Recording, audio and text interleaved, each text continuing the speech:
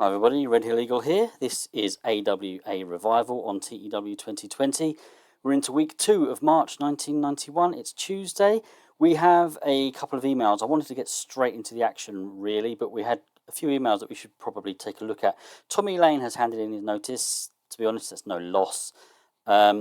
We do have him booked in the main event, not the main event, but in the big end of month show. But we've got 28 days with him, so he'll be okay for that. Norman the Lunatic in WCW, his contract's ending. We're not going to be able to sign him, are we? He's probably going to be too expensive for us at the moment. He's not too bad. Is he unlikely? He's not likely to want to sign a handshake deal, though. Is he worth it? No, not yet. I mean, if we could get him on a handshake deal, but we won't. And I don't really want to pay $10,000 a month for him, because that's probably what we'll end up paying, if not more, because WCW will probably want to keep him. Yeah, they've offered an extension, so it's not worth it. Booking position available for whoever they are. Tom Zenk has relocated. Scott Norton's relocated. Terry Gordy's injured. Big John Studd's contract's ending. So we need to take a look at that one. I'll do it now before I forget. Big John Studd. Where are you? There, under B. So, yeah, we didn't have him for very long then, did we? I mean, he's still handy to have around to job, basically. Let's he needs to start putting some people over. So, what I want to do then, negotiate. Let's give him a few months. Let's give it 9 months. But what I want to do, really, I don't want that one. Handshake. In fact, is that what he wants? What does he want per show? Okay, yeah, that'll do. See if we can get him a bit cheaper, 200. 9 months, but what we want to do is we want him to be... Is he going to pass the torch? He's probably a bit too young to pass the torch. Only written contracts can have ironclad, yeah, don't want that. Passing the torch, yeah, I didn't think he would. Backbone of the roster... That's the next best thing. He wants a bit more money. Okay, fine. Still a bit cheaper than what he wanted originally, though. Right, okay, so that's that sorted. We've got Big John Studd for another 9 months. He can put people over. Back to our emails then. Bill Alfonso's relocated. Randy Savage has extended his deal with the WWF. That was expected. Doug Furnace relocates. Kurt Hennig relocates. And there's our viewing figures for AWA All-Star Wrestling last week. Right, so I just want to have a quick look at something. I wonder why Tommy Lane handed in his notice. Yeah, it might have something to do with the fact that our backstage rating is 0, which I don't think I've ever played this game on a backstage rating of 0. I've got pretty low before. I don't think I've ever had 0. And we did have... I've already sort of gone in and booked the TV show tonight. We had loads of backstage incidents again.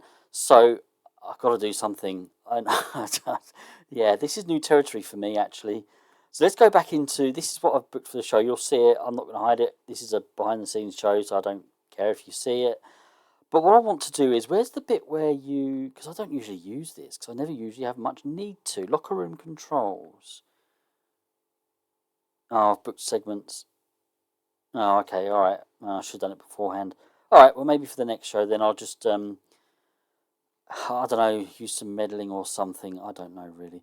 Okay, let's go ahead then with this show. I'm not going to take you through the whole thing, but I decided this main event, Bam Bam Bigelow and Billy Jack Haynes against Bob Backlund and Ricky Steamboat, I just wanted to get as many sort of our biggest stars in one match as I could.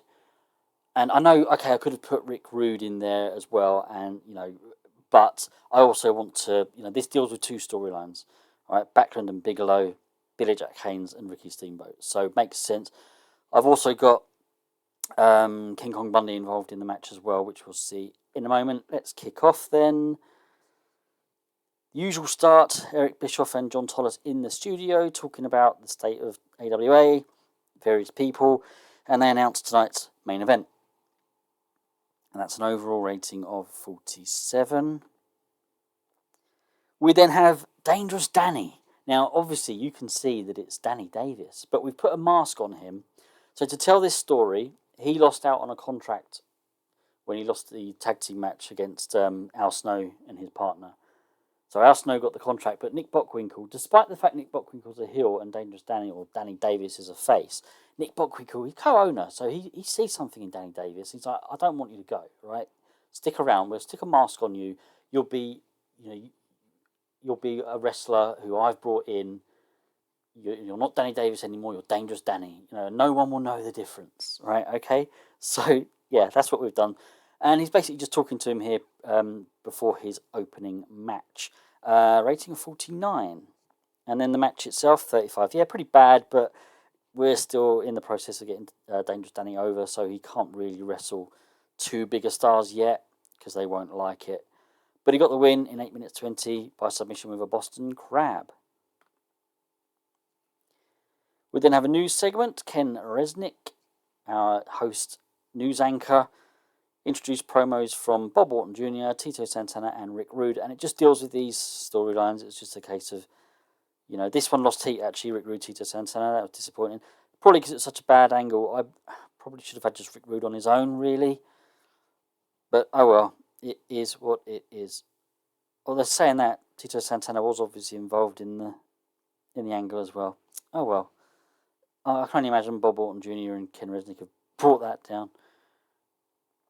Al Snow, now in his first official match as a contract holder, as someone who has an official contract, teaming up with Ken Shamrock here against Steve Dole and Tommy Lane. Tommy Lane, he can just job now. He's leaving. So, he was probably just going to be a jobber anyway, but this just reinforces that. This hopefully will get a bit of pop for Ken Shamrock and Al Snow. They get the win in 7 minutes, 7 seconds, when Ken Shamrock forced Steve Dole to submit with an ankle lock, but he did have to cheat to get in that position. Overall rating of 41, so it's not too bad. Steve Dole and Tommy Lane had great chemistry. Yeah, I don't think it changed my position with Tommy Lane, but it's always nice to see that. In a rating of 35, John Tollis interviews Scott Hall, and this is just a promo on Kevin Von Erich just to, advance their storyline. Nothing special here, he's just cutting a promo on his enemy. Ricky Morton then takes on Scott Hall, and decent wrestling. Decent reaction from the crowd, but terrible wrestling. Scott Hall got the win in 12 minutes 14. A rating of 40, though, that's not bad. Considering we've had worse, that's not the end of the world. But yeah, this was just to get Scott Hall some pop. In a rating of 37, Big John Studd cuts a self-promo. Nothing for this, just a bit of filler, really. Get Big John Studd on the card, show his face. Rick Martel then takes on Buddy Lee Parker. I'm quite pleased with this as a 54 rating. I know it's not making waves, it's not really doing too much for us, but, we've had a lot worse ratings, and, Buddy Lee Parker is a jobber, but it's Rick Martel getting the win in 6 minutes 3 seconds with a Boston Crab. Seems to be a popular move in this company. Bob Backlund and Ricky Steamboat then cut a promo on their opponents tonight, Bam Bam Bigelow and Billy Jack Haynes. Rating of 46. I was really hoping this match would get better than that. 52. 52, that's not great. Okay, well, Bam Bam Bigelow and Billy Jack Haynes got the win. In 15 minutes 41, Bam Bam pinned Bob Backlund with a diving headbutt, but there was distraction from King Kong Bundy, so he distracted Bob Backlund, which obviously forced him to get in a position where he was then downed by either of them, really, Bigelow or Billy Jack Haynes. He was on the floor, gave Bam Bam the chance to get on the top rope and give out his headbutt. Rating 52. This isn't looking good, is it? 46 overall. Yeah, we're still losing pop. Yeah, I think sometimes you have to take steps back in order to go forward, and this is a tough save. I knew it would be a tough save. Money isn't great. Hopefully that'll improve a little bit, but it's the morale backstage. Got to do something about that. So yeah, backstage, we need to sort something out drastically. I don't know. I've never been in this position before. As I say, I've never quite been at zero. Is it the backstage rules? Are they having a detrimental effect? Maybe. Factors. backstage rules are having a negative effect. Okay. Let's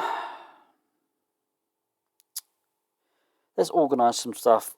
We're not going to pay for them, but we'll organise stuff. Yeah, catering provided. That's going to cost us money. Okay, let's go with that. I mean, it's not going to improve it much. I need to do a lot more. I don't think you can use your backstage meddling or whatever unless you're in a show, can you? So I can't do anything there. All right. Save. Well, it's gone up 7%. Way. Right, I'm going to leave it there, guys. I don't think there's anything else I particularly want to go through at the moment. Hope you've enjoyed it. Please do all that lovely stuff like liking, subscribing, and giving me any comments. I would really love to be signing some better wrestlers. I can't do that until this improves. Hopefully, with our new alliance, we'll get there. So, take care of yourselves, everybody, and I'll see you all again soon. Goodbye.